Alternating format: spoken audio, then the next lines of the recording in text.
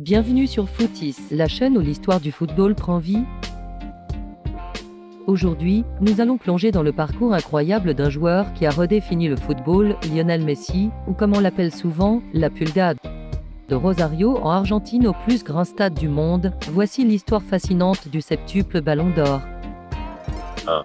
Les débuts à Rosario. Lionel Andrés Messi naît le 24 juin 1987 à Rosario, en Argentine, dans une famille modeste. Très tôt, son talent pour le football est évident. Il commence à jouer à seulement 5 ans dans le club dirigé par son père, Grandoli. À 8 ans, il rejoint les Newell's Old Boys, où il se fait remarquer pour ses dribbles et sa vision du jeu. Cependant, tout n'était pas rose pour le jeune Lionel. À l'âge de 11 ans, il est diagnostiqué avec un déficit en hormones de croissance. Ce traitement coûte cher, et sa famille n'a pas les moyens de le financer. 2. L'arrivée au FC Barcelone, un pari risqué.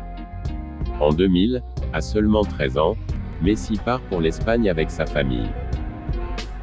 Le FC Barcelone, impressionné par son talent, décide de prendre en charge ses soins médicaux. Cette décision change sa vie.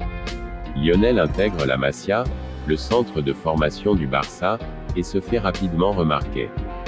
En 2004, à seulement 17 ans, il fait ses débuts en équipe première.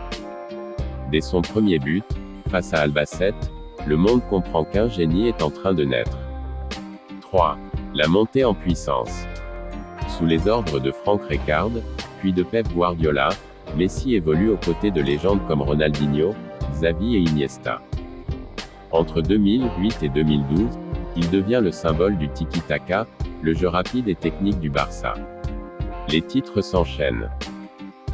2009, sextuplé historique avec le Barça, Liga, Coupe du Roi, Ligue des Champions, Supercoupe d'Espagne, Supercoupe d'Europe, Coupe du Monde des clubs.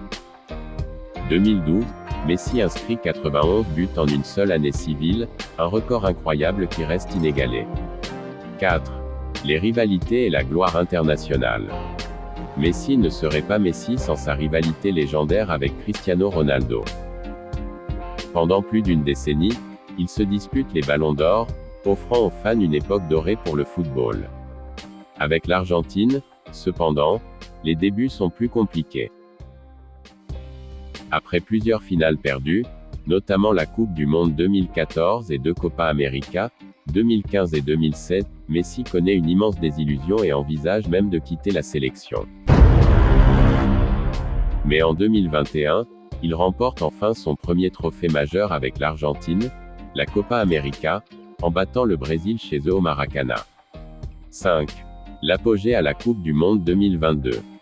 Le moment que tout le monde attendait arrive en décembre 2022. En menant l'Argentine à la victoire en Coupe du Monde au Qatar, Messi complète son palmarès. Auteur de 7 buts et 3 passes décisives, il est élu meilleur joueur du tournoi. Cette victoire le consacre définitivement comme l'un des plus grands joueurs de l'histoire. 6. L'après-Barça et son héritage. En 2021, Messi quitte Barcelone pour le Paris Saint-Germain, un moment émouvant après plus de 20 ans au club.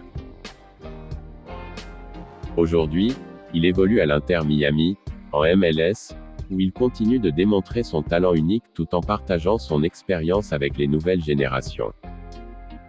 Son impact va bien au-delà des terrains, il est un modèle d'humilité, de travail acharné et de passion pour des millions de fans à travers le monde. Conclusion. Pour Lionel Messi, c'est bien plus qu'un joueur, c'est une légende vivante, une source d'inspiration et un ambassadeur du football, de Rosario aux étoiles. Son parcours prouve que les rêves, même les plus fous, peuvent devenir réalité.